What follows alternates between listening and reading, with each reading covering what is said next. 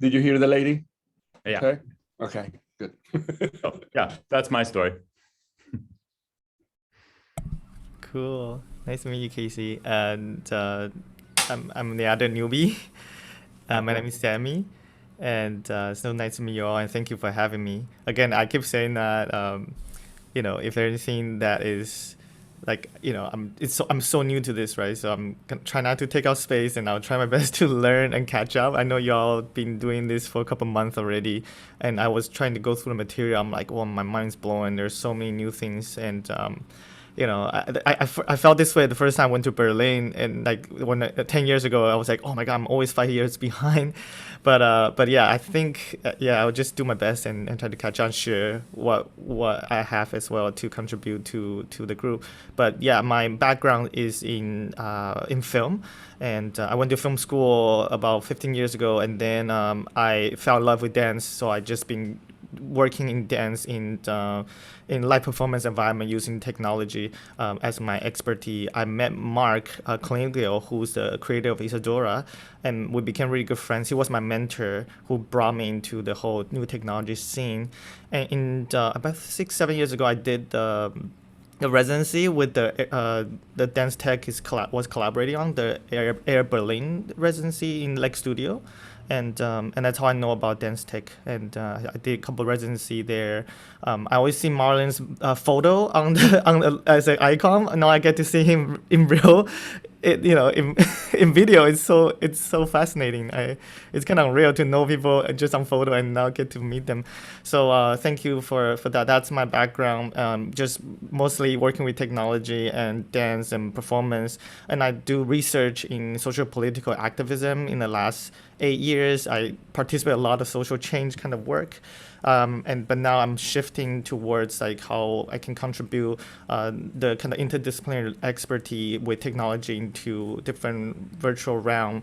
And one of my research right now is adapting live art into the virtual realm. So working with XR and also using simple technology like Skype and NDI. I'm sure you've seen a lot of Zoom performance. We're trying to make that more interesting, more interactive, and people can participate. So that's one of my research on. But yeah, I'm here to learn about how we can rethink about economy in the digital realm with crypto and all that stuff. Yeah, thank you so much for having me. Thank you, Marlon. And thank you, everybody, and both of you. That Sammy has actually contacted me even before, but for some reason, before starting this project in September, but for some reason he didn't get the messages. So, and then it's amazing that you joined the Telegram group. So I think that was awesome. Then with Cassie, I've been meeting probably twice already. We have met and have these amazing chats. He also, did you mention that you also have an organization that is working in kind of not in, I would say in parallel, but similar missions? Yeah. My project that I started a couple of years ago is called Ballet Rising, and it's a media project. We're making a lot of films, doing interviews, doing articles about ballet schools and ballet companies, or just ballet communities in places around the world that are sort of, I guess, unlikely. So we've been doing a lot of work in like India, Nepal, Africa, and Latin America, places like sort of rural regions in Latin America. So yeah, just right now it's a lot of media. We're trying to produce a film series about ballet around the world in the most unlikely places. So that's kind of my media project, and it has a lot of community-based ideology as well, although coming from a slightly different angle than blockchain and DAOs and things like that. Yeah. But I think it'll all combine at some point to various levels. Yeah, great. And then of course is really I feel really honored, by probably a lineup that we are creating here in relationship to the guest speakers as well. All the group are rock stars, but the guest, having Lenara here, from the beginning has been amazing. And thank you, Lenara, for actually doing a lot of the Telegram presence that you had been there while I'm doing the bootcamp madness. And then we have Sebnem. So who, I think can take over.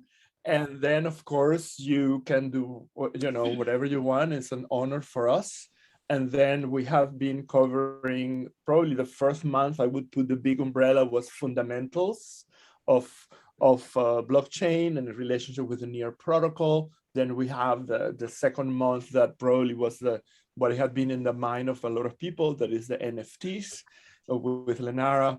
And I think that, part of the idea is this month would be dedicated to try to understand processes of tokenization, token economics, and probably it's going to go like that, from NFT that is very precise to something that can be sometimes that we have to develop tolerance for complexity. I love that. And anyway, so take it away. Yeah. So first of all, thank you for inviting me. And I'm like I'm skipping dinner. Danke, Anna. So Neverland, because I mean, I would have never thought that after so many years I would be in a group of dancers who are combining cybernetics, blockchain, and looking to create this new experiment, right? And I'm just amazed also about all of the connections. My background is computer science and also quickly computer science. And I basically straight went into peer-to-peer systems and decentralized systems. And in the research, I went into applying those protocols in decentralized energy systems and was in corporate research, super happy researcher. But then in 2016, I left because I thought these decentralized energy systems need decentralized finance and business models. And literally the next projects I went into were actually clean energy access in rural areas like Mali, Bangladesh. So it's amazing to, to have these connections on so many levels. So I'll be a bit excited the next 5 minutes or 10. Okay, I'll share my screen, but then I hope I'll get into the mood. Just know I'm super happy to be here. Thank you, Lenara, for making the connection. Thank you, Marlon. So I'll share my screen.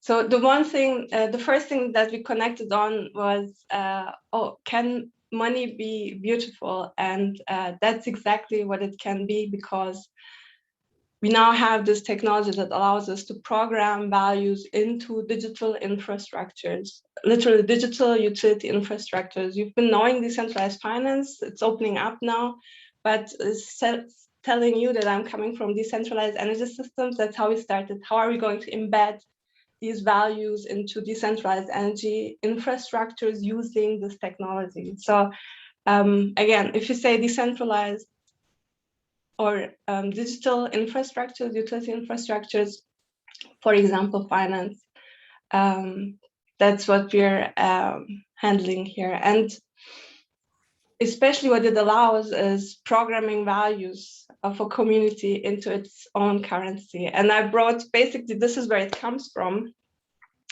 It's this community source crowdfunded book from Token Engineering, A Hitchhiker's Guide to Token Engineering. It's basically created since August 2021. We created courses. That's how I met Lenara and others, and co-authors have been also through those courses. And basically, now that we have this ability, you can create something like this and say, you know what, it's not going to be pure Creative Commons, but it's going to be Creative Commons, yes, but with a quirk that being that you can own the token of this creation, and with that you could monetize it, you could commercialize it, or you could add value to it. But with that whole value creation, value sharing, value capture would be represented by that token. And of course, because it's a Hitchhiker's Guide, The token is called Towel. So I brought a selection for you because of our quick sync with Marlon. And basically, now that you know about NFTs, that we could maybe go a bit more into what else can we embed in those token smart contracts that will be of interest to your community. IP sounds always corporate, it is, but actually it's about capturing the value that you create. And you share it, and others can add value to it.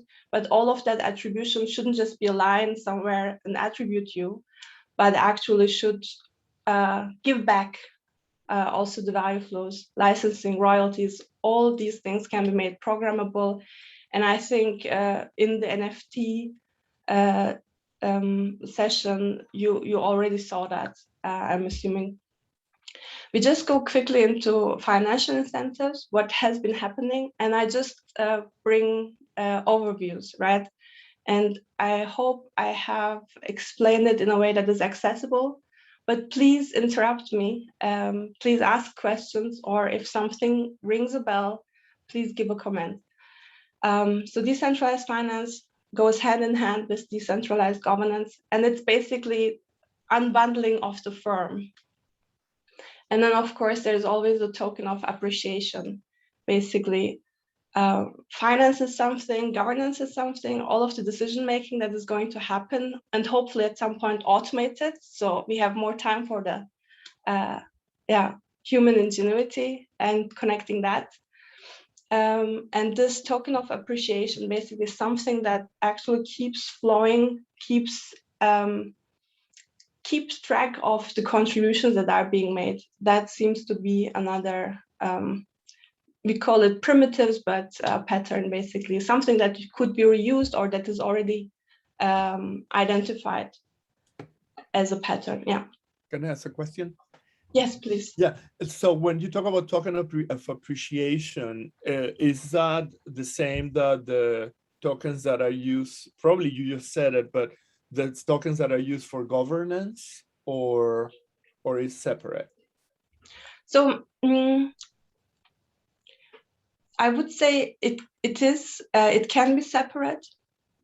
We see that in, for example, source credit in decentralized communities that basically keep track of their contributions.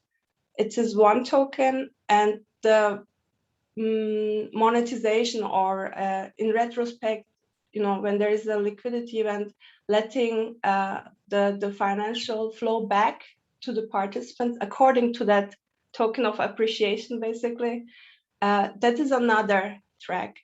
In DeFi, we haven't seen that. In DeFi, basically, or in DeFi and DeGov, currently everything is market-based, right? So even your governance token is being traded on a market. Anyone can buy it. Literally, a community is equally governed by speculators, if you will, right? So we can go into that, but I would definitely say in communities like this, which are basically organically growing,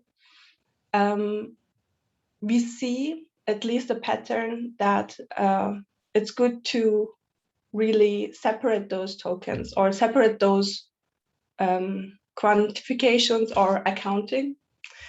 All these words seem not really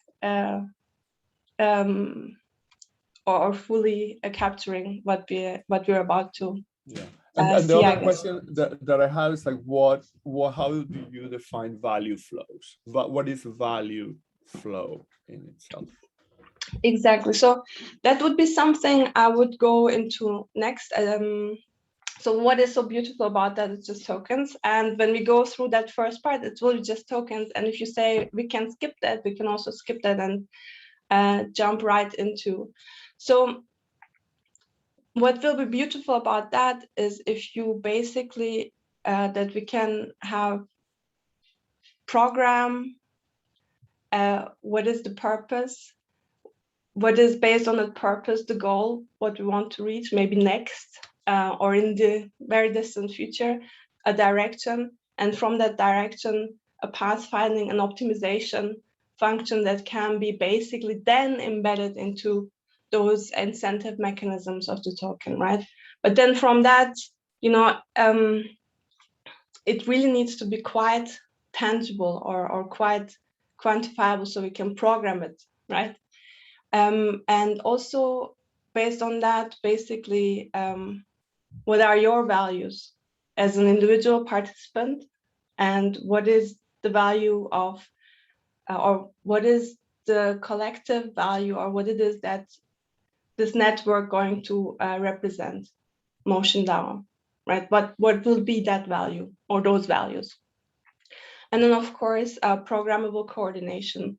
We have all of the contributors, their motivations, their contributions, and how are we going to coordinate that as best as possible? So there it comes, basically as much automation as possible. So, and that's why I brought a little exercise so that we as a group might go into really testing it out. What does it mean, values, right?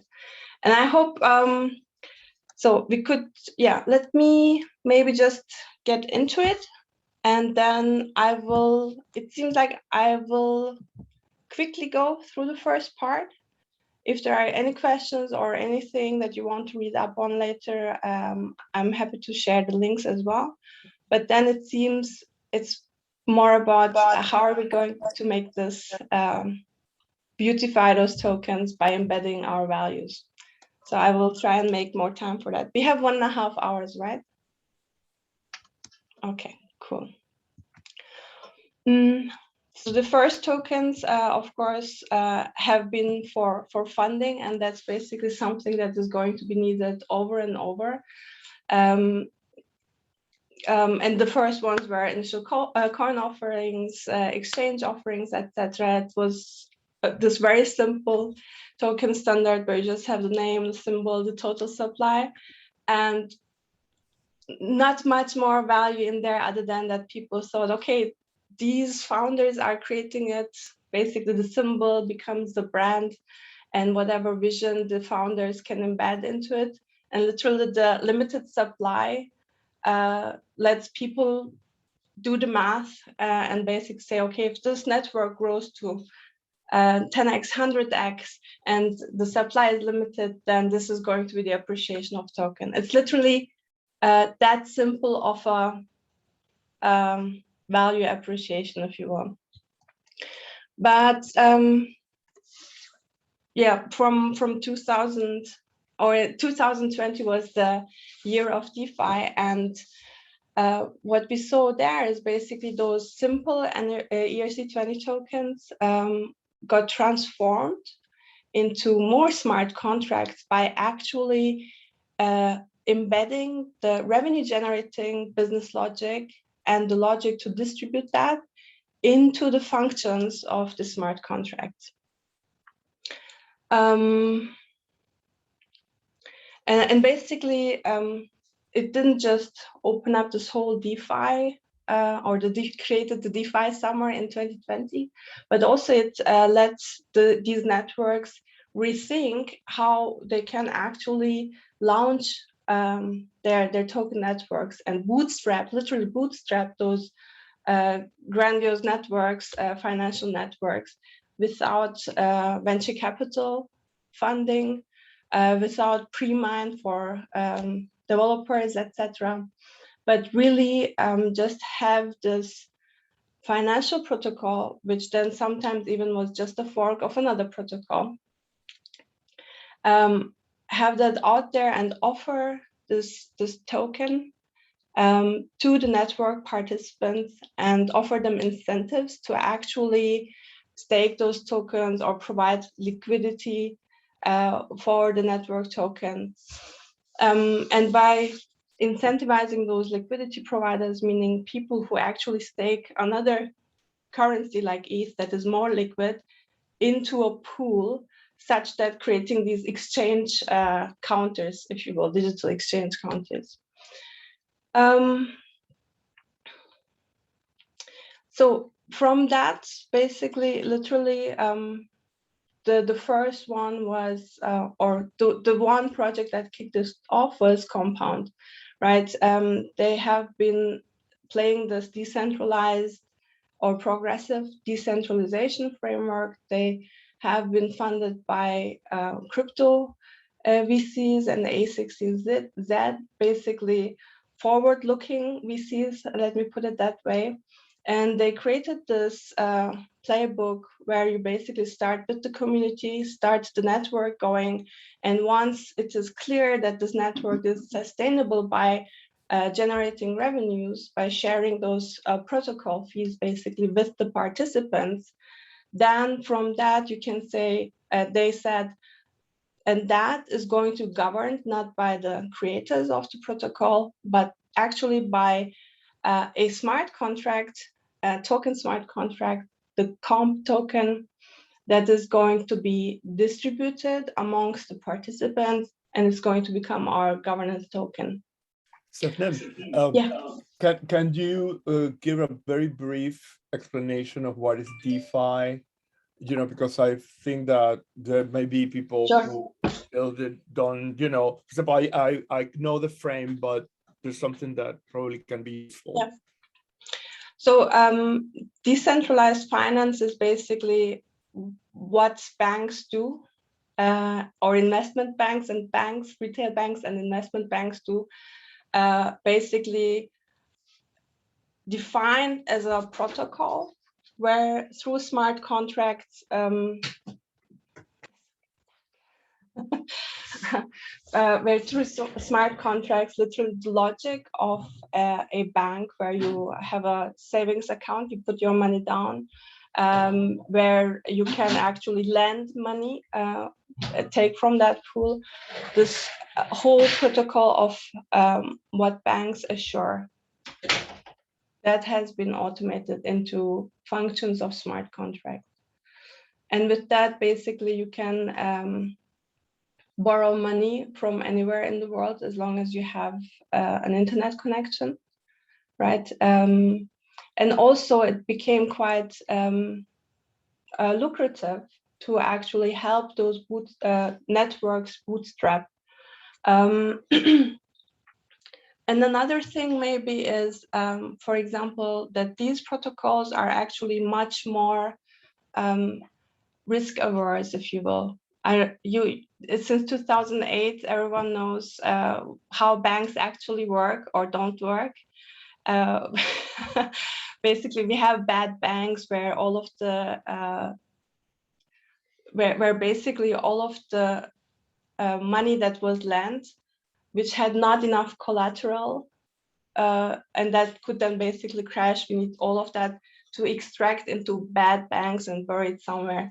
I don't know what is really happening. But here, for example, what you do if you want to borrow some tokens, you actually put the collateral of other tokens. Most of the time, it's too much ETH that you have or that they have, that they basically say, okay, I'm going to put 10,000 ETH and get 5,000 DAI, and this DAI is a stable coin. That's why I can basically make other transactions with it, and my ETH that would have been otherwise in my wallet, in my cold wallet somewhere, is in this protocol and is earning or is a collateral so that I can get other tokens that I'm interested in, or for others who literally only put the tokens there, only put those tokens into liquidity pools or lending pools.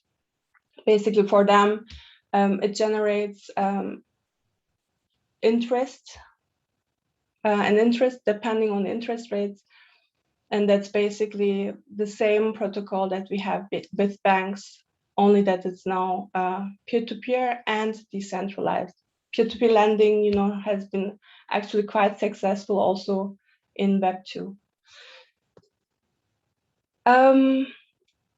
That was, yes, so there are quite some links and also I guess with DeFi, one needs a whole session to actually go through the comparisons maybe, that might be more interesting. But just the takeaway for us or this community is basically really using this liquidity pools is also something with which one now bootstraps community networks, which is called Fair Launch.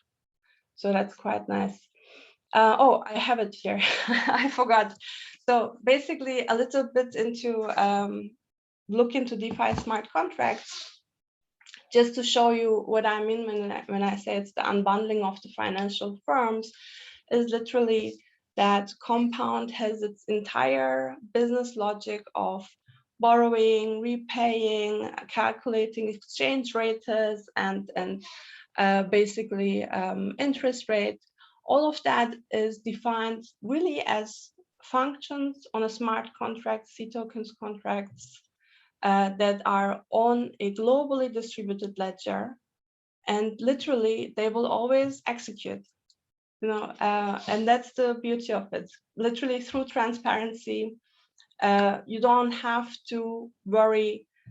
You have to worry that this protocol does what it does, but when it does what it does, you don't have to worry about, oh, is this going to get basically, will there be a bank run? No, because there are enough incentives to play with such that it will always pay off, to provide more money when others need to withdraw it, etc. And that's why literally, and Compound is also amazing in a way that all of the decisions that are being made around these, the smarts, the parameters, rates, ratios, factors, which then actually determine the incentives for such a financial protocol, that those are also being, well, still human design, but they're being automated nonetheless. Everything is transparent. Yes, Dan. Can you be a bit more explicit about the beauty of it? I mean, in a very simple way, I understood that you say that it's all automatized, but if I don't have coins anymore in my wallet, so you cannot get the money, for example, to pay back. Just I say it in a very simple way, my words. So that's not the beauty. That's just tokens and what's in a token, right? In DeFi tokens, it's literally only this logic. I think if you're a techie or a financial quant, then they do see the beauty in it. But these are just tokens, and basically we're not there yet where it's about beauty, purpose, and values that need to be embedded. It's literally the current state of the art, and these are the most advanced tokens, which have much more logic in them, right? Exchange, etc. But actually improved a lot since the first ERC20 tokens. But actually, of course, with respect to what most of you deem beautiful, we don't see anything because it's still transactional, right? It's still finance, but it's decentralized. So I might skip over this, but if you want to, we can go into, okay, how are they really actually decentralizing? And again, even there, it's not such, it might not, hold up to ideals that we have, how different these decentralized technologies should shape our future, because it's still very close to finance and governance. But again, it's a very interesting start that we have. So here, basically, just again, that's the wrapping up of the what's in a token, the dry part. No values, but just things that we need to keep in mind as those smart contracts, ERC20s with logic, what have you, or NFTs. They are then on Ethereum or near, but still, because you're offering everything, you're offering a web front end to it, you still need to basically comply with current legalese, right? You still have to take care of your code license. In your case, if you are basically creating and sharing digital content of that license, and if you basically change that license to actually capture, for example, royalties, etc., right? Then you need on the website, on that front end, to those smart contracts, you still need terms and conditions that should reflect the token value attributes and functions that you're defining one-to-one. Don't add a lot, because that's the centralized front end, basically.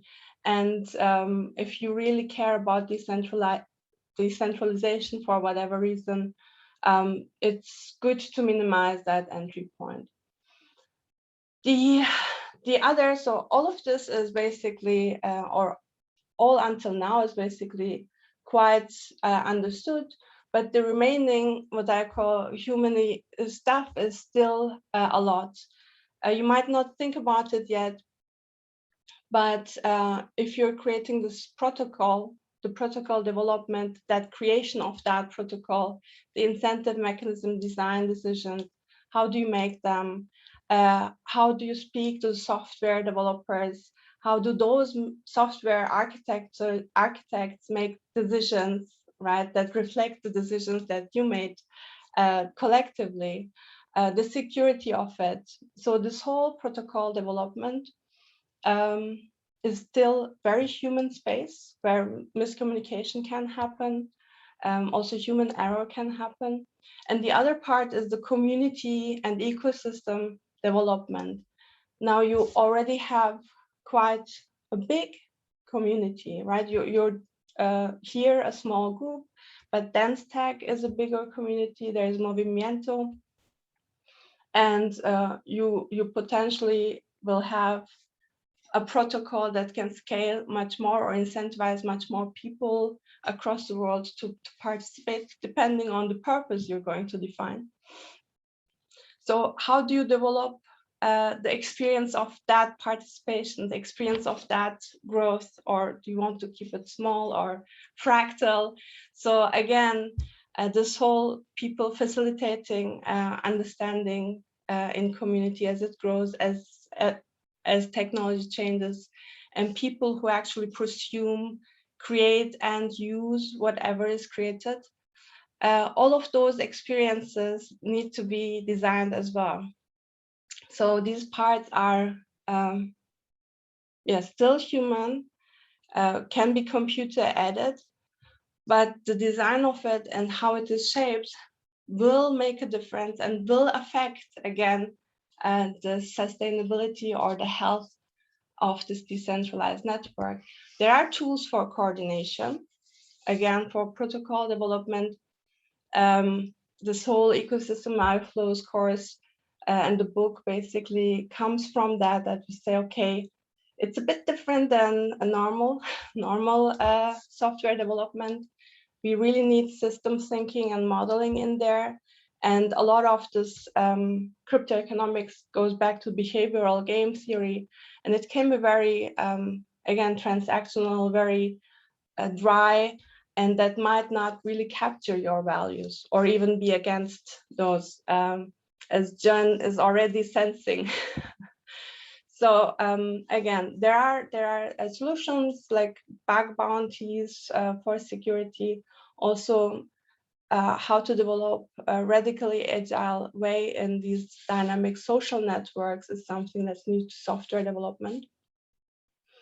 And when it comes to community and ecosystem development, again, having an infrastructure that scales, community calls, code management, GitHub, etc., but also agreements management, like how you're starting with already distributing token, etc. But there will be many more agreements along the way. So how are you going to use tools so that this whole DAO actually, that the people don't work for the DAO, but the DAO works for the people. So that's that. Just to keep in mind, this is all the token stuff. And as you see, it is about automation, it's about decentralization, it's about how are we going to make this clean cut. But how do you embed values into that? You know, knowing what a smart contract is, knowing that it has attributes and functions. How are you going to embed what you feel or want MotionDAO to become or to be? Or how do you want to reflect dense text values in that? So how are we going to bring it into that?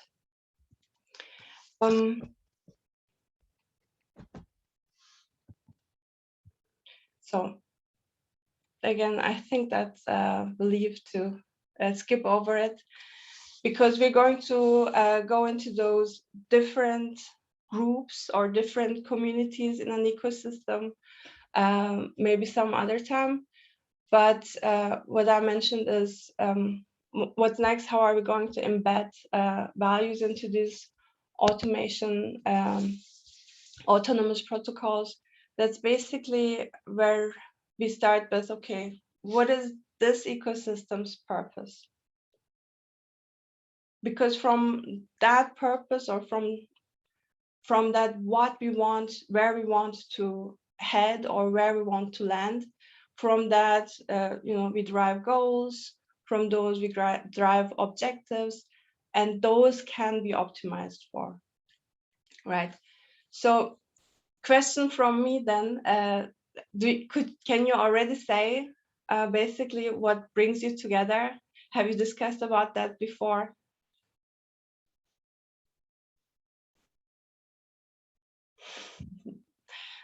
Good.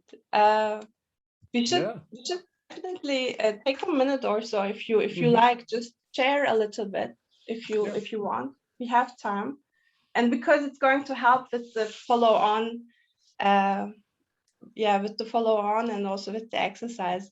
Even it doesn't have to be perfect. It doesn't have to everyone agrees, but maybe something that you heard before in this group. Yeah, like I can say that just for, it's interesting because I see sometimes a little bit the values here and the purpose kind of like that. In a way, I think that the purpose was that actually, can we, you know, investigate the possibility of having a currency or a token in which we can convey the values of our community. And then, of course, the community, it has a very clear technological or socio-technical boundary that is a social networking platform with humans embedded there.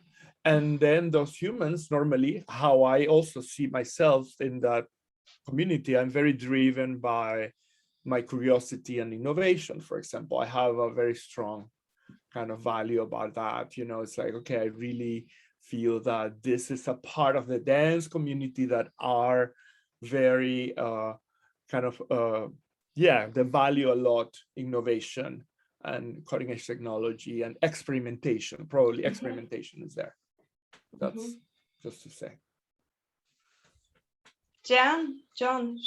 I'm sorry, I'm speaking not Jeanne. Jeanne. Sorry. I think it's a super interesting question, and that we should probably maybe one day, I don't know what you think, Marlon, have a session about it.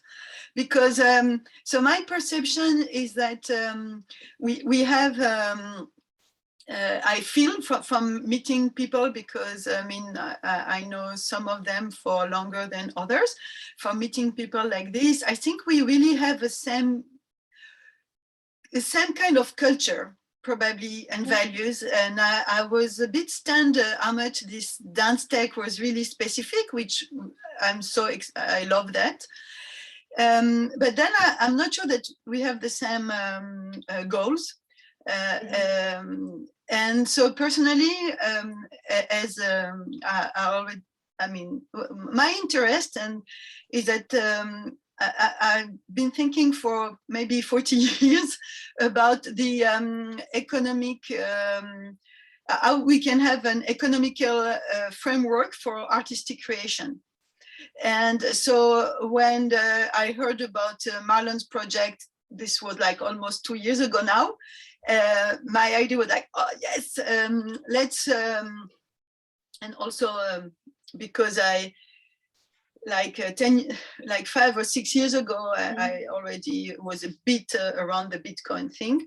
And so anyway, so this is my idea, is how we can acknowledge for the value creation of artistic creation. And this I've been working in all many different ways for a while. And since I'm involved in art science and in general, and especially dance, I think that dancers are not aware of how much knowledge they carry thanks to their training and their practice.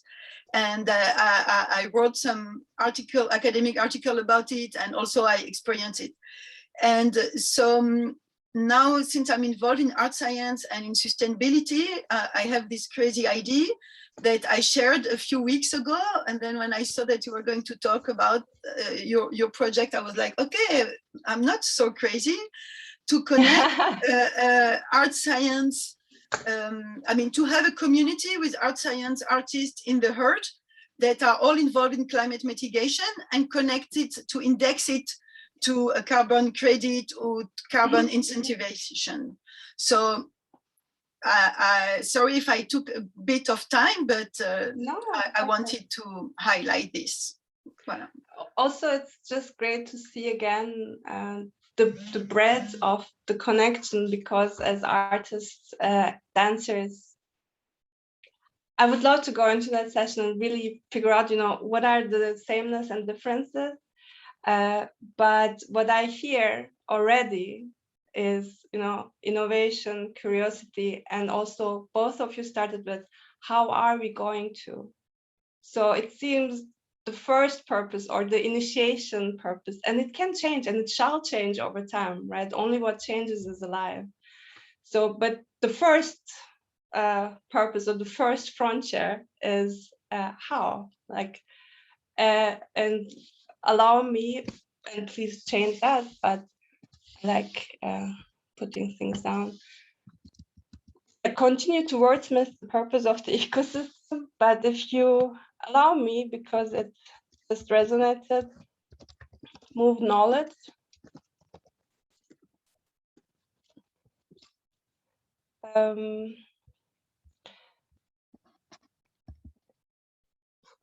I guess, or let me put it there, and then maybe it is an impulse. Does anyone else want to share? Maybe I just reflect briefly what I heard.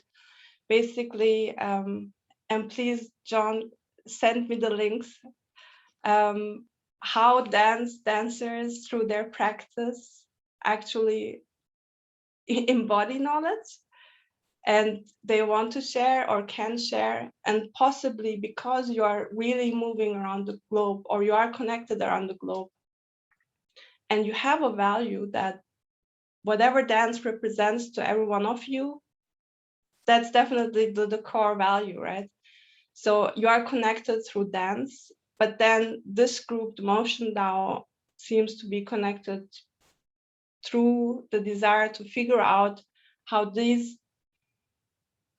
can improve the value creation, capture, the economy of artists. I would ask maybe one more. Yeah, maybe I can talk a bit about how it developed, this project, actually. A couple of years ago, when Marlon launched a currency, then I was very interested in taking part in this, also because I had a quite big interest in thinking about alternative ways of funding art projects. And then with the whole pandemic and actually the performing arts and everything basically kind of closed down. So a huge sense of precarity and precarious work in the arts. And for me personally, with the project that I'm now also working on here in Brussels, I'm very much thinking about disparity. So this whole concept of a very big spread between the rich and the poor, and this especially in 2020, how certain that this is kind of a historical moment in time, that it's never been such a large gap between actually persons in with very little and others with very, very much. So from my point of view, it's like twofold or threefold at least, but to make it simpler, we started with Motion to think about two things. First, we wrote a paper together called Creating a Sustainable Economy for the Artist Ecosystem. So that was kind of the onset of the research of the project. And then very fast, it became about a question of like how to change Web 2.0 platform, which is dance tech. How can it become a kind of a Web 3.0 network where it would be owned by its participants and not run through a central server? And how Marlon actually as organizer and kind of leader of this project could kind of share the ownership of this kind of community and thinking about how to incentivize the users of those communities. So that's where the whole question of then of course working also with NIR and becoming a guild came from. And then maybe as a last kind of addendum to this, I think that it's kind of, but that's a bit my personal take of being part of this DAO and kind of working with it. For me, it's kind of a research also to work as a cooperation between cooperatives. So I'm kind of seeing it as a very big test ground for what I'm doing with Res Gauche in Brussels. And personally, I'm quite interested in finding a way to develop a currency, a rebasing currency that would solve and tackle this problem of disparity. So I've been looking into this, but I don't have technical knowledge of writing in Rust or in Solidity or this kind of things. But my question is, and I've been looking a bit, for example, at Ampleford and what they did with like incentivizing with Ford tokens. Like suddenly I got a lot of Ford tokens from them. I was like, wow, thank you.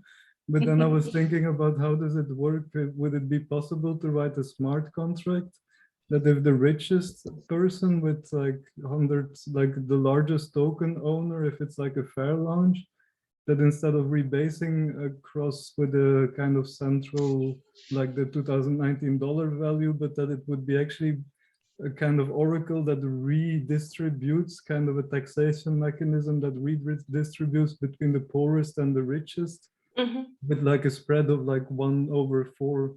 So that's kind of an idea I would like to develop within the Motion, but I don't know, I don't have technical notion to do this, but that's a bit a vision of a kind of utopian society where there would be a DAO that kind of makes sure that the richest is not 4 times richer than the poorest, kind of idea. So these are like the three onsets of this project. But again, knowledge, right? The technical knowledge, you say it's really important. But if you think about it, whether if it's going to 1/4 or 25%, I think if we ask ourselves, what game are the rich playing right now? It's DeFi, right?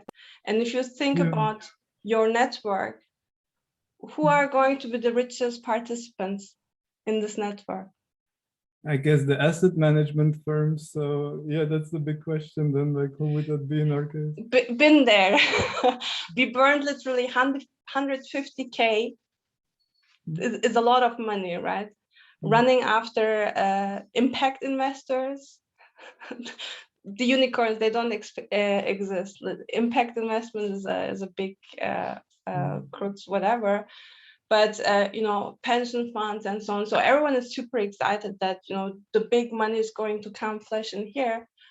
But if you really compare, or let me ask this way, who is currently taking the value out of artist communities? You are creating value. Where does it land? So follow the money. Where does it go to? And I guess That's something I've been thinking of for years, and there's some very clear example. It's always the thing of grassroots cultures that are taken by, you know, marketing. I mean, there's all different ways. I can talk about it for hours about how much the value exists and is produced, but is translated economically at the benefit not of the artist. And it's also a cultural understanding of the artist within society. I mean, I don't want to go too much now because it's not the point, but the value, exactly the economical value is produced. Yeah, that's exactly the point, right? You are the creators of value. Where does it go? No, follow the money. And then literally, again, look at every, when you say, and I've seen this from many things, even with the book, right? Who's going to market it? Those are going to be the ones who are going to get the money and tell us, oh, you're going to get, and we don't want that, right? We are writing the book. It's our network. We're writing a book for token engineers. We know everyone in token engineering community. So I actually we don't need a marketing agency, a publishing house. We don't even need Amazon, right? They're going to take 70% of our decentralized revenues. So this is exactly the point where you really say, who are the stakeholders? Who do we want to play with? You know, you are the value creators, right? So who is the next level you can open up that will help you to actually market, monetize, or exchange that value into something that you need now, right? That is going to be the closely aligned members. So that would be something we really go deep into.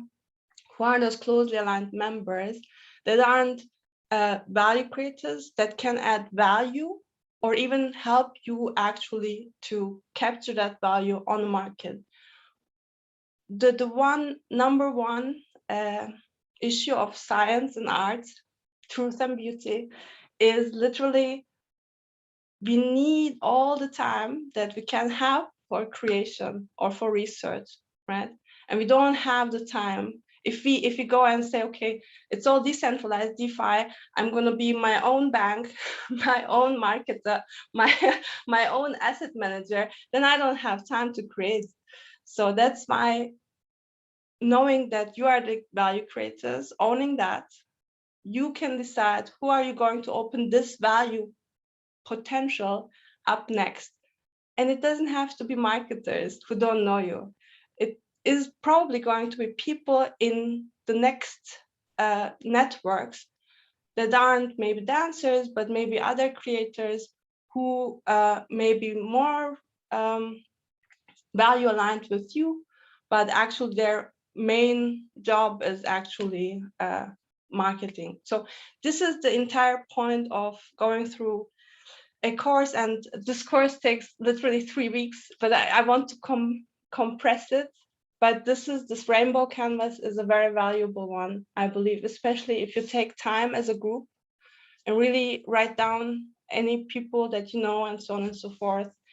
And then really from your network, from your participants, who are the closely aligned members, who are the sponsoring stakeholders, people who actually see the value that you create and see that they want to have that value represented in their network.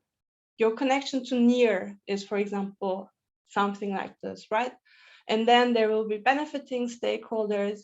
If you set up MotionDAO and it works, it's automated, you know, people actually share knowledge about dance and about technology across the world.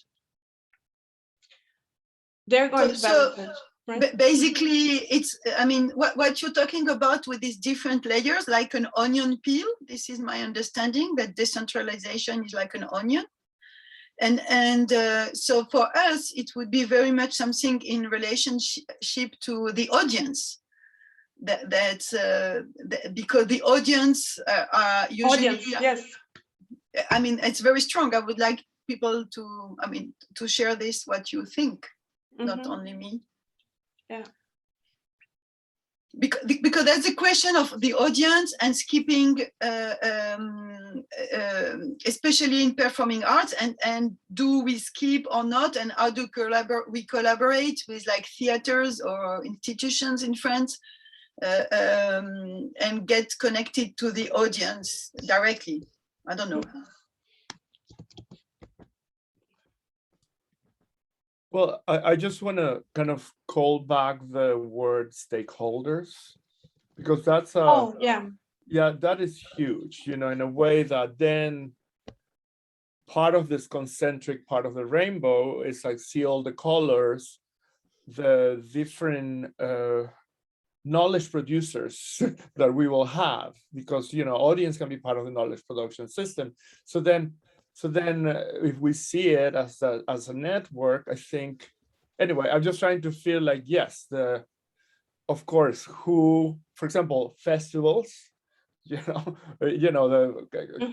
centers, a lot of, for example, like yesterday, we opened the first literally supported event by the MotionDAO. I think that was a big deal in Colombia. So then we are the first layer here in the center of the stakeholders right now, and then we have this abstraction of 5,000 members in DanceTech that probably don't have any idea that we are doing this. Even if I send the mails, people say, hey, I don't want to be part of this network. So practically, the MotionDAO for me is a redefinition of a stakeholding, meaning why do we need to keep this network going on? DanceTech was trendy 20 years ago. Right now it's like, eh. So then honestly, I just really feel that it is really a reevaluation of who are the stakeholders, who's the audience. Is only universities? It's universities festivals? It's just these 3 events that happen during the year in the world? You know, really, in the 15 years, there were like 25, 30 events of dance and technology in 1 year. Now it's like 1 or 2. So then, you know, there are a lot of interesting things in relationship to even our own branding, etc. So then I feel like for me, it's literally a process of delegation. Also said, hey, what do we want this network to keep doing? And then we have a technology that we can redistribute ownership in a cooperative way, and we all own it until we think it's worth, right? Exactly. And just to recapture that, literally follow the money. Actually, how does money come into that system? What then is taken too much out of it until it comes to you? If you follow the money, it comes from the audience. Then basically we're going to make and connect you as close as possible. Maybe even really grow. If you say be the initiators, maybe, you know, the next thing would be to look into, can we now already, and that's bootstrapping, right? Who of the audiences that we know are going to actually want to create and be part of the MotionDAO together with us? That would be wonderful. If you can short circuit that.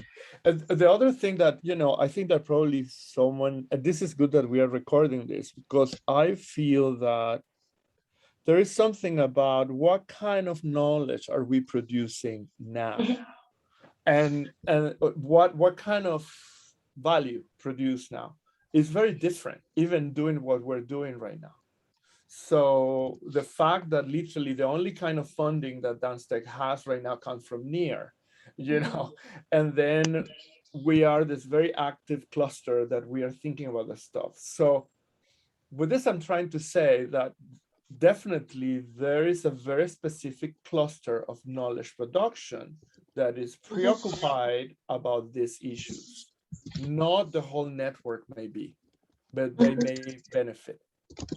So, and then, for example, the fact that MotionDAO in 3 months can get a call to coach festivals. You know what I mean? So then the stakeholders start reshaping with our new kinds of knowledge that we are producing. And that's also, I think that's another core question. You can go deep into, like, really what kind of knowledge. It's super exciting when I hear you say that dance, transport or dance transmits knowledge. I want to know, just out of curiosity, I want to get into that. And then also, if it's, for example, as you say, you are now going into token engineering, how do we actually create those values? You will be pros in actually looking into DAO tooling, using how do you manage those assets, Gnosis Safe, and so on. All of those knowledge, all of that capabilities you have, or you're going to level up, and that is going to be a great type or special type of knowledge that you can give further as well, right? So all of this, how are we doing this? Yeah. There's a, I don't see his name, but you want to say something? Oh, I didn't add my name back in. I'm sorry. My name is Derek. I'll change that. Hi, Derek. I wanted to go back to one of the assumptions that we started with maybe 15 minutes ago, which I don't find to be true, at least in the dance world. Whereas if you follow the money, it goes to the publisher, to the rich people. And I've been really puzzled by this for years. And I'm in a relationship with an opera singer, and I'm watching him go through it every day. It's that the people who get to experience the content that dancers, singers produce, and I'm not talking famous singers, I'm talking regular people, they only get valued for the 1 hour performance time that they view. And the 30 hours of rehearsal doesn't exist in the exchange. And I'm not sure, I know this isn't specifically what MotionDAO is doing, but as we're all doing our own projects, what my curiosity is how, if there is a way through these new organizations that are being created, how do people get value for their actual time spent, not their time seen as artists? Or maybe not even time, right? I mean, it is an asset. Or However, skill. how much,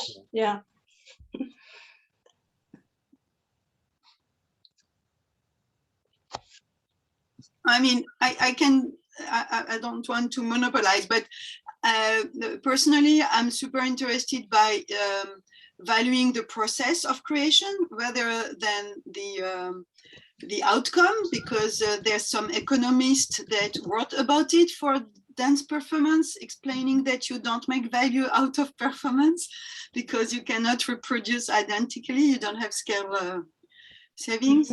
And then for me, it's more about the knowledge that can be shared is more by what you can have, which is useful from the artistic process, not only the performance. So like you have the piece of art, which is the performance at the end, it's one thing, but during the process, the research, you produce some knowledge. So if I take for my example, but I'm super interested by the process, so I'm always working mostly on the process. Like when I work with light and dance, and I work with the body space. There's some, and I explained this to light pollution researcher recently, that 10 years ago, I was working on the experience for people of what was to be exposed to light. It's only today that researchers are working on what does it mean for human beings to be overexposed to light. So if they had, collaborated 10 years ago with artists and with dancers, we have an understanding of body and space that is much attuned and accurate. They would have maybe gained 10 years. I don't know if I'm clear, but for me, it's more the practice. I have some other example in how dancers are going to manipulate objects and behave in the space. They have a knowledge that they are not aware because they use it only for the performance, but it can be used in many different ways. It's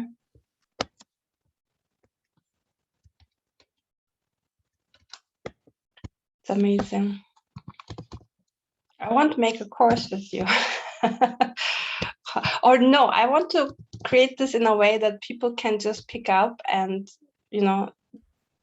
do their own peer-to-peer learning or peer-to-peer use of these templates. But basically what you said is that dancers and performers have knowledge that can be useful to other areas. Yeah. Right? So yeah. who are the people who can unearth those values? Do you know? Yeah, like that is just to say that that interdisciplinary connection is, for example, also talking about what Derek was saying, you know, that there are very specific clusters. Dancer is not a monolithic entity, you know. For example,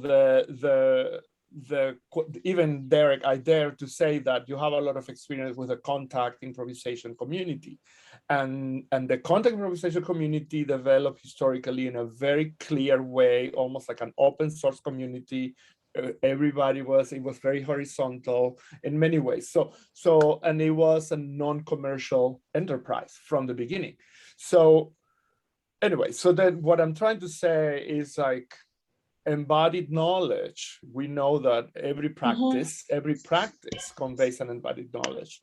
Now, dancers, even here we have Cassie, who's, you know, from the ballet, you know, from the classical framework in a way, working in contemporary companies within a totally different business model than people who work downtown New York or in the art science world, you know, that Jan come from. So then I really want to make a very strong call to our own heterogeneity, because here we have people who always have dance in general has become a framework, it's a worldview that you know, it's more than a practical worldview that you filter your reality to certain kind of different systems of metaphors and practices. So then, you know, so then we have people who does dance tech, people who does art and technology, and that's the beauty, I would say, of this group.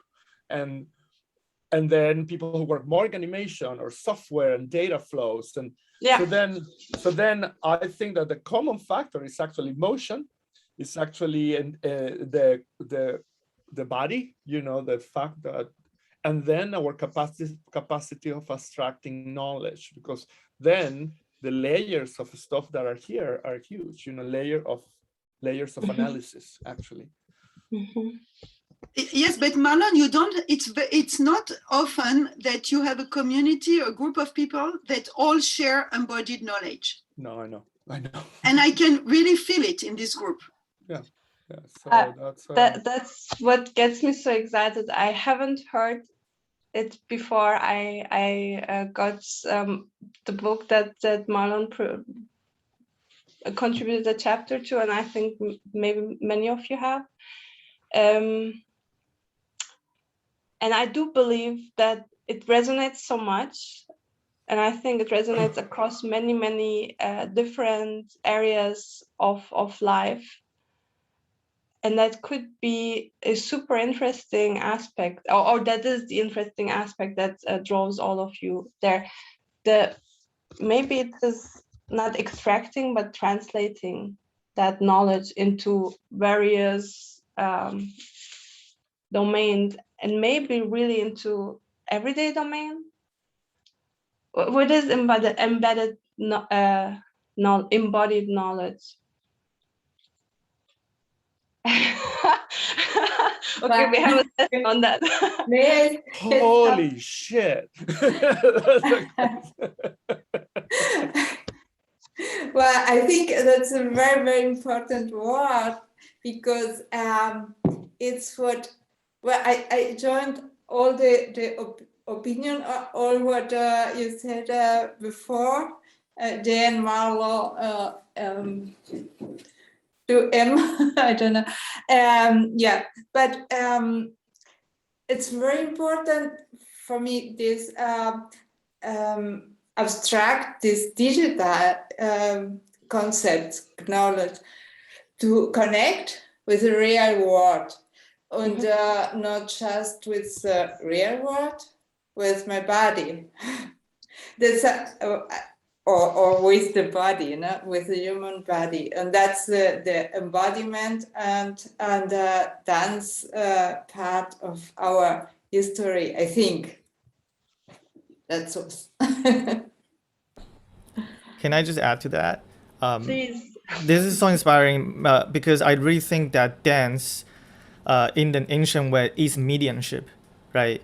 Dance is a way, there is a role of dancer in the ancient days. I did a bunch of research about 4,000 years ago in Asia. The dance is a role for shamanic ritual, right? So it's a way that you have to embody wisdom and through a certain action of ritual, and that your body becomes a vessel as a conduit information, right? And then those information gets passed on through generation, and you have to go through those embodiment the process in order to translate and convey and also pass on information.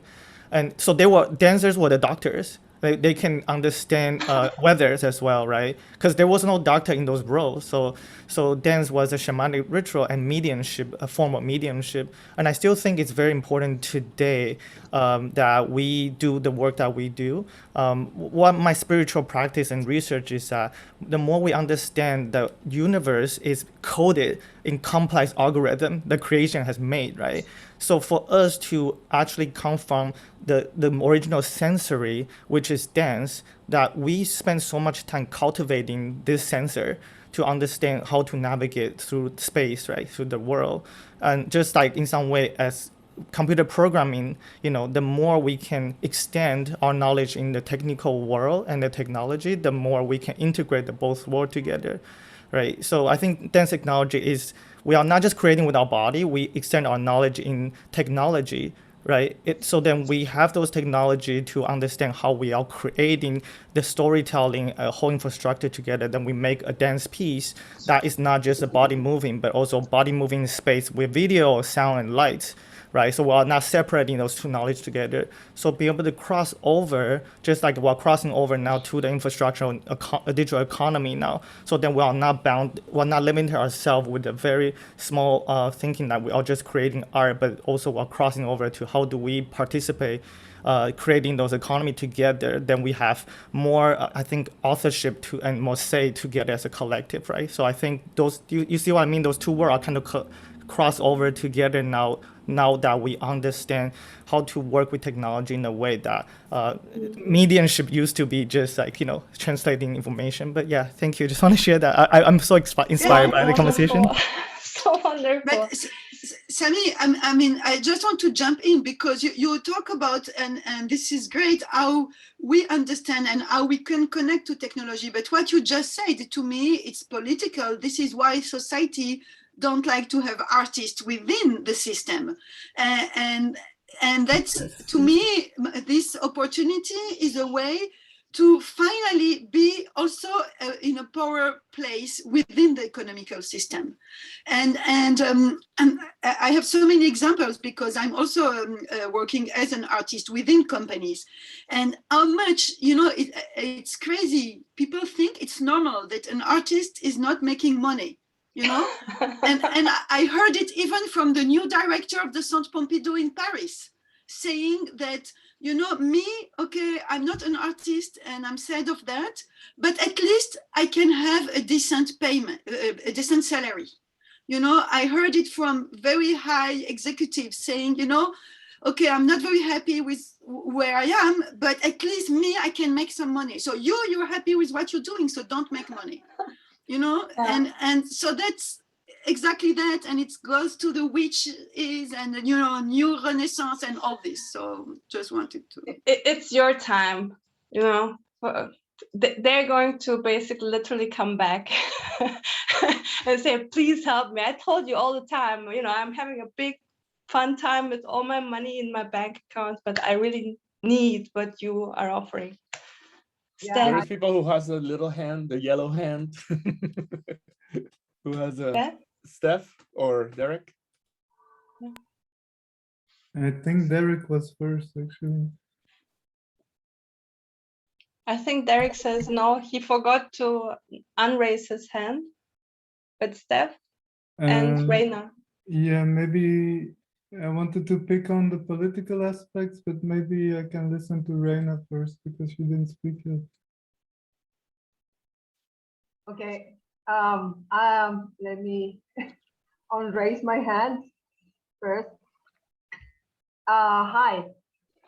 I am in Caracas, Venezuela. I don't know if you know Sebnem, but I am in Venezuela. So it's so interesting because this is actually what I wanted to, what I was waiting to hear.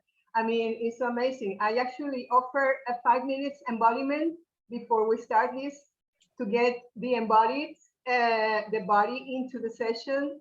And it was so interesting because I felt like we needed actually what we are talking about. We need to feel the body before starting to go into the more kind of, yeah, I mean, there is all this thing going on about the metaverse, and what is happening is actually even more disembodiment.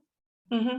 And what I wanted to share is that, yeah, I come from the dance background, but I think I want to go talk a little bit what Jean was saying about oh,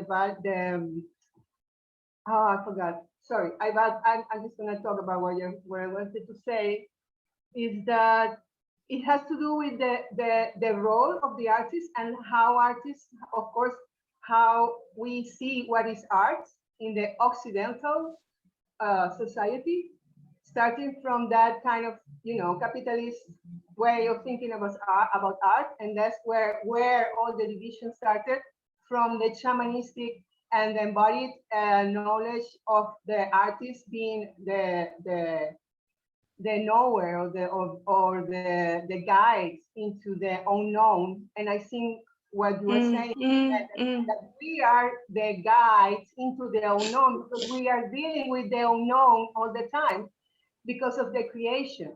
But the creation is not only a property of artists, because what you said at the beginning was so great, that you said that what is life is changing, and what is change?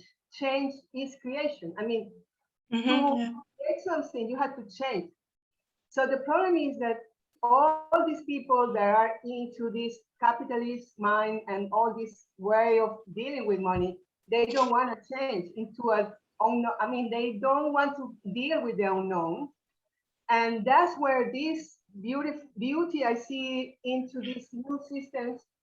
I really have to say, I mean, I don't know how to explain it in words. That's why I was offering this 5 minutes embodiment, so we could do some embodied intelligence. I am doing an embodied intelligence framework, which is very interesting because it's really like a sort of a framework that can help to organize the system. I mean, your body, mind, and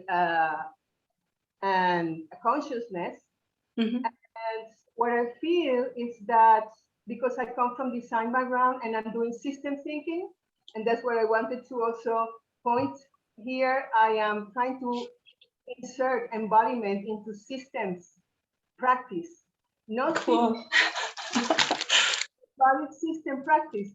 So what I wanted to offer is that this maybe embodied system practice can be a part of the what we want to do. Fantastic. I love it. So literally just 2 years, no, not even 1.5 years ago, it was from design, or we're going to do design thinking and systems thinking. And it would be the world if you go from systems thinking to embodied intelligence embedded into those systems, because these are, you know, most of the techies who are currently running that world, right? And I am a techie. I come from that world, and I've been through the rabbit holes, and the biggest ones was really when I started working with the Dada Artist Collective that Lenara is also part of. And literally the first challenge was, you're doing incentive mechanism design, you know, like mechanism, like a machine. You have the outcome, then you have the goal optimized for objectives, done deal, right? But that system is a human and a human-centric system. And even before I met the Dada Collective, there was an artist who is also, he's crazy. I hope you meet someday as well. Theater and improv, and he was into game design, and literally through that at all opened a layer for me to not start with the technology, but actually start with getting the players around the table, getting them to talk about things somehow, and then getting them to find a common language. And then as a techie, what I do is find a visual language that you all agree on, but that also maps onto software development. Because at the end, it's still going to be a very technical digital network that is going to run some commands. Those commands will be simple and must be simple. But if we do it right, then from those simple rules, complex systems can arise or do arise, right? That's how it works. So right. I'm just, yeah.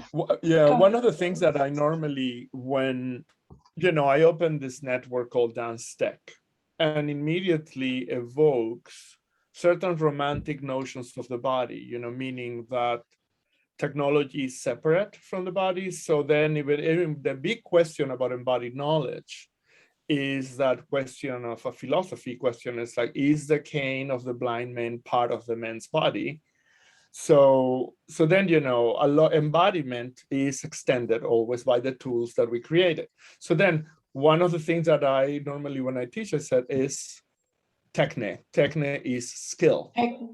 Techne. So techne is the root of the word technology and all that. And then every techne is always embodied. There is no technique that is not embodied, from typing software to reading. So then there's always a coupling with the tools that we create. So in the way, if you have a blockchain, so it's part of that coupling, and money is part of the coupling as a technology. So then there is no separation between the abstractions.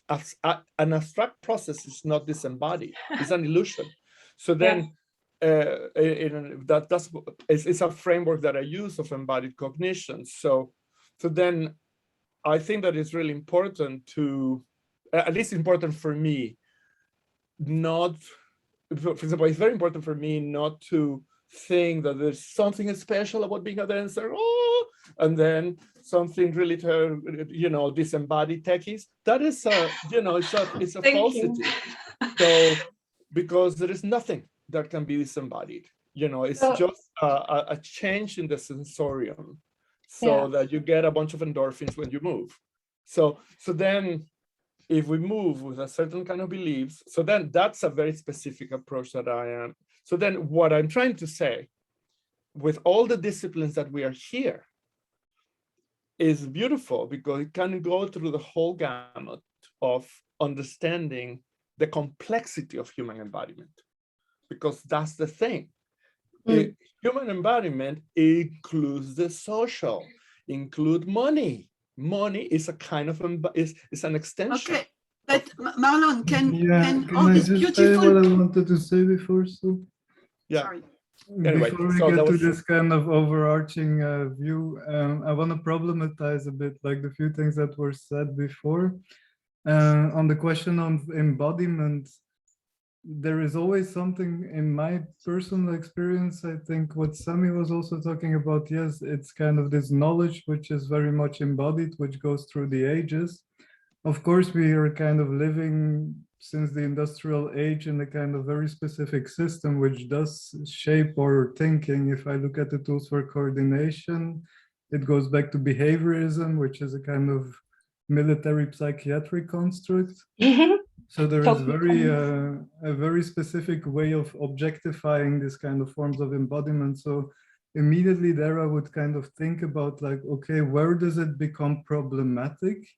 We can of course be capitalism's as meat puppets and be like the fool to the new techno-feudalist system rulers. If you think about what do we actually serve with our psychic energies, where do our bodies function for if we kind of feed into this kind of practices, this kind of tribal or neo-tribal forms of neo-colonial practice. So all these questions that I'm having with this kind of hyper-technological or new form of capitalism, because then for me it would be interesting the moment that this new money that we're making, this kind of fetishization of this special value that then is a universal value that circulates and causes movement all by itself and allows us to decouple time from our needs or suddenly have enough capital on our accounts to. So for me, the question is like, how can I actually couple it back into the economy? Yeah. How does it problematize the Visa and MasterCard corporation when I start to inflate the value of their fiat currencies with an inflow of other currencies? I think at that moment we will see a very strong limit of performance art or things which cannot be intellectual property, what is normally considered dance also, this kind of things which escape this kind of property regimes. So then I think it would become very clear what is the limit of our activist freedom or just our creative capacity to do something different in a, yeah, maybe in a kind of sense of, what's this guy, this utopist socialist that thought that all the work would be done with machines, so we would be free to take all the time to create art and dance and have the machines do the work. And the fully automated luxury communism. yeah, like I'm not so, like I have a bit of like anxiety about the centralized communist regime. On the other side, like yeah, like Maurice or William Morris and this kind of persons, the K-punk movement, all this kind of thinking about how to actually make it matter for the system so that our acts as dancers are not just decorations to a system, but they're free movement or capacity to spend time moving or deciding not to do things, to not consume. If you question like, where does the money go? Yeah, in the end, I pay the bills and the companies that owe the companies that receive my bills, they get the money, you know? So I also you need to break it down always, like again, and all of you, since you've been around this space for longer, you know how deep and wide the rabbit holes go, right? And how connected they are. And I think it's always, I would really say, you know, forget about existing system in a sense, like don't, yes, it's horrible, but it doesn't, you can create on top of it a new system that works for this small group, then the group that's, or the community that you extend it to, and literally you are going to make your own rules, right? Your own protocol. How do you want to exchange? Who do you connect to? And all of a sudden, it's literally, if you say, what can we do now? What can we do now? Then it's not that that complex. It's not that big anymore, literally, right? So I think that's super important, really, to see the value that even this group today, this evening, or this day brings together, and you see how special that is. And then really making those niche, special connections and preserving those values and value flows. But again, like there's so much potential. You should take time to work it out, to tone it, voice it, dance it, and also to share, because it's wonderful. Victor, you had raised your hand. You have to unmute. Yeah. Yes. Okay. Yeah, I don't know. Maybe we should keep going. I was just gonna say that this is not one of my issues. But real quick, one of my issues, one of the things that I'm more amazed about this is that this knowledge or value of the knowledge changes depending where you are. You can be, you know, you are the same person, right, that has certain aptitude or attributes. And then I work for this institution and the value, and I said this in the first meeting we had, the value is like this. right? But then I worked for my colleague, with my colleague. And actually, the stuff that I did with my colleague is much more powerful than the stuff I did or has more knowledge, put it that way, than the other. And the value is like this. And it's like, oh my God, why? Why is this so different? Why the knowledge is seen so different? And I take a posture that is almost subversive to that. Like, I really want to change this. I don't want the knowledge to be so different. I want to be able to be a participant on the value of this knowledge, not somebody tell me how much it is worth, right? So, and then not that somebody tells you how much it is worth, yes, but you want to, to participate on how much it is worth everything I do, right? And then the other thing, the other last little thing is this idea about, which is related to the knowledge too, which is also applied to music, for example, or to images, or to dance. Is very specific and very interesting in that sense, because it is about the body, but also the music and images and other art in general is not only a knowledge that is shamanistic. Oh, actually, the word shamanistic is perfect, because one way to look at this thing is that art is a way to prepare us to what's coming, right? This idea is not my idea. It's actually a possibility. Like, artists are here to actually prepare humanity for what is coming. For the unknown, right? Yes, for the unknown. That the uncertainty that increases, right? Because it becomes all more dynamic. Right. And as you said, depending on where you're standing, it looks very different. And that's exactly the thing that you really, and that we had this phrase, world of world views game. Really, also you get into the mindset or those obstructing stakeholders that really just extract the value and really keep very little, or stakeholders that say, because we need markets are efficient, and money and price finding, this is all done efficient, but they don't mention that markets only can price what is a commodity. And art is not a commodity. Humans are not a commodity, and so on and so forth. So we are really at the base of the big questions, and that's why, don't stress yourself saying we're going to have, when we start MotionDAO, it's going to have a functioning economy that has solved the problem. Really start with, we are starting with the question, and we are the ones who actually contribute a lot of or who can make really big contributions to have those new perspectives come in. And what you can do is really use the existing protocols, like funding, automated incentive mechanisms, that the network actually monetizes itself and also automatically shares that value with the participants that are value aligned, that you use that to your advantage, and that you have basically really the first purpose is really to find those insights, and then also to move them across different communities, ecosystems, and so on. That seems to be basically the case. So we have, I don't know how much time you had.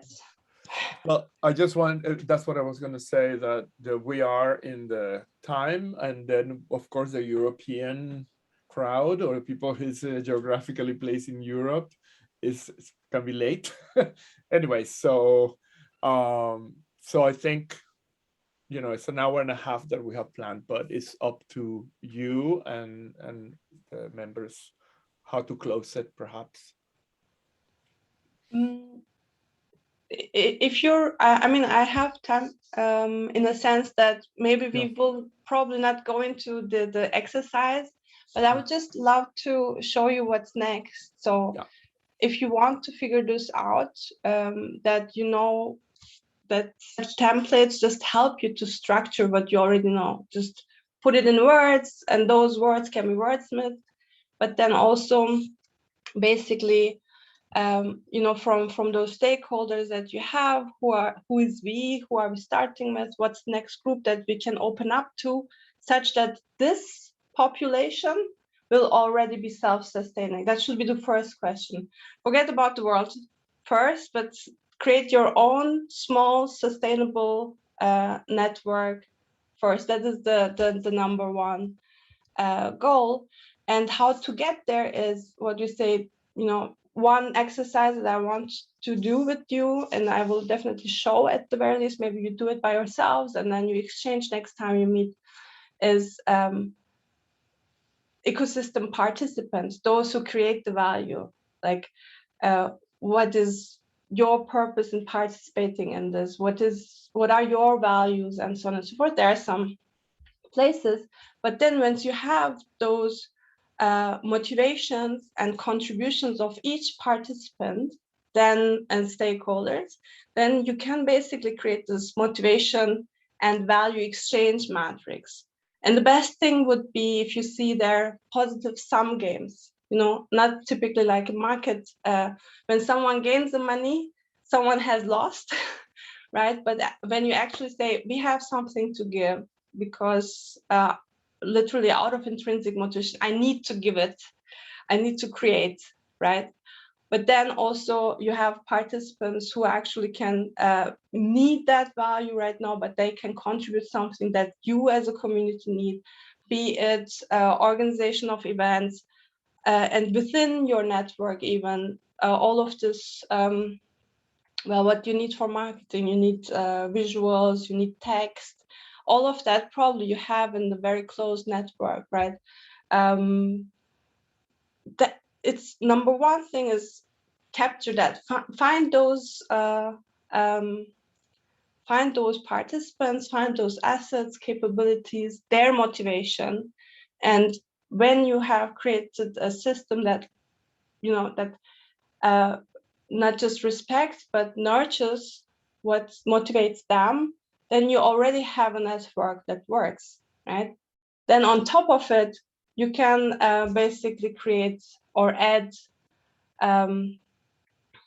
a token that exchanges with more connections and more exchange that is being made. And already when you start like this, you already have an exchange mechanism, a utility for that token as well. But then you can think about the DeFi play and so on and so forth. So an ecosystem thrives because of its members interacting with one another in a sustainable way. These are the positive sum games.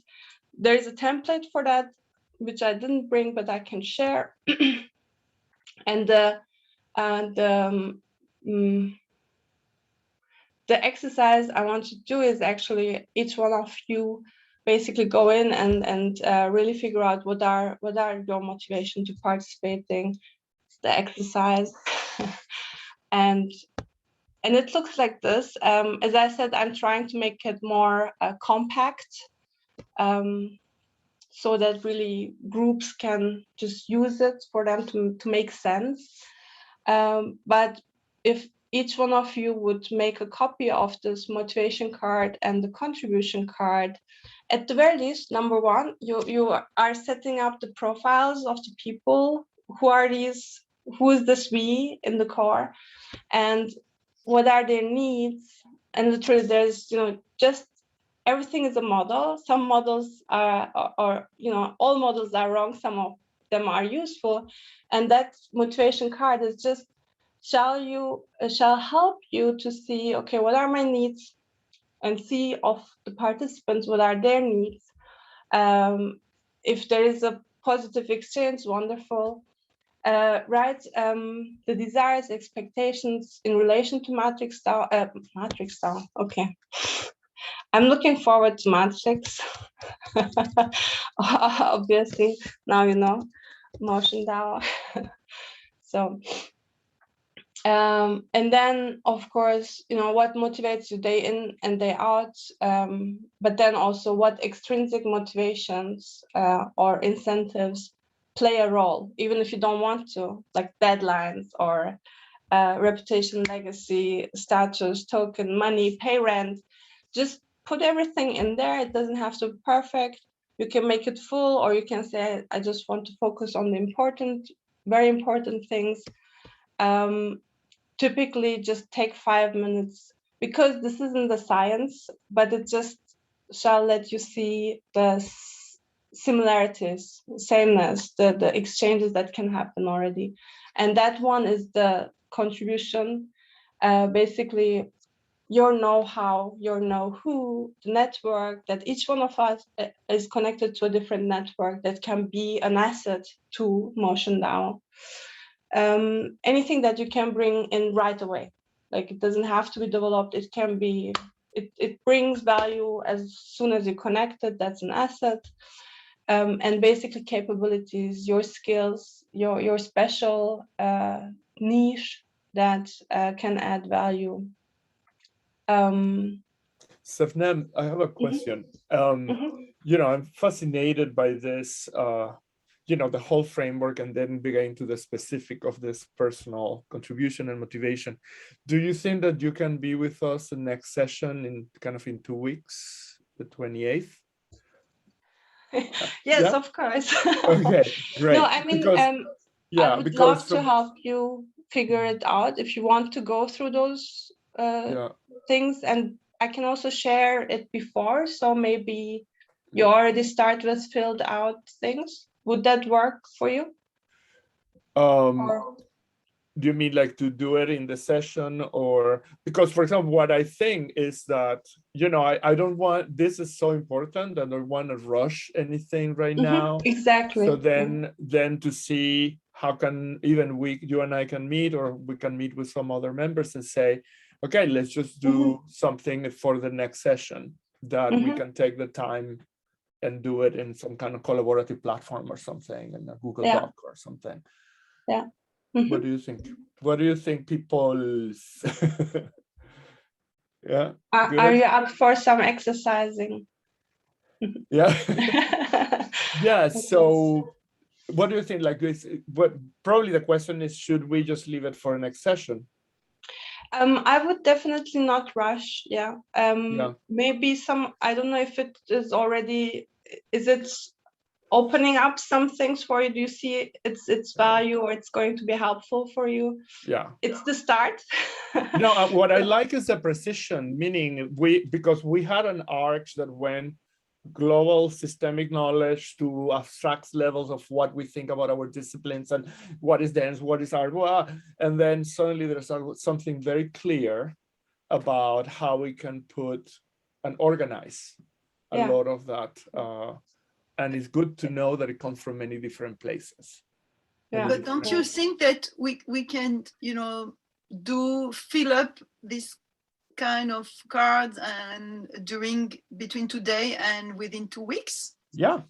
That would be perfect. We continue on, you know, the energy that has been created today. So then I would need someone who can prepare the Google Doc.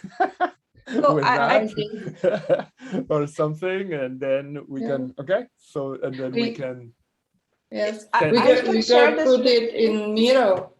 And Miro, okay, we can talk about it and decide in the Telegram. Okay. I'll share this with you, and just so you know, basically all of that is going to get into a value flow diagram, which can become very compact. You know, you think you're going up and zoom in, zoom out, zoom in, but at the end it will be very compact, right? You know, how do we create value? How do we basically monetize this in the network? How does the network monetizes itself? What is the reserve of it? And what's the token? And how is it distributed?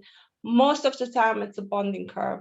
It's literally the only primitive that works, and I never suggest inventing something. Just reuse, because the value that you will be creating is on top of that structure. That's it, basically. Beautiful. Yes. Good. Maybe it's a naive question, but this idea of commodification market versus, new organization? Is this something that you, or decentralized, whatever? Is it something that you discuss with other groups or that you meet often? So there is the Dada Collective, and they have a YouTube channel where we have one and a half years of system modeling. So if you want to look into it, you can look into.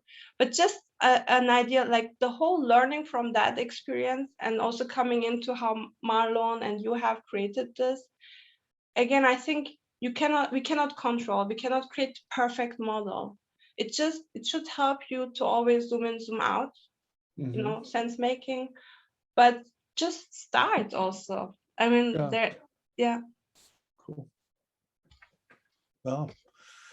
Well, thank you very much. And any last thoughts? I'm just going to, really thank you so much, Sebnem, and thank you everybody. Thank you so much.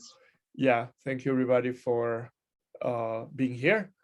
And I want to say that I did this exercise with Sebnem, like in the token engineering course, and it's really, really cool. So I'm looking forward to see, what's going to come out of the MotionDAO doing it. Yeah, that's great. But I think that it's great that we can prepare. So I think that just to see if I'm on the same page, are we going to do it presentially while you are guiding us, or should we do it before the session? I think I'll share, and I can share more.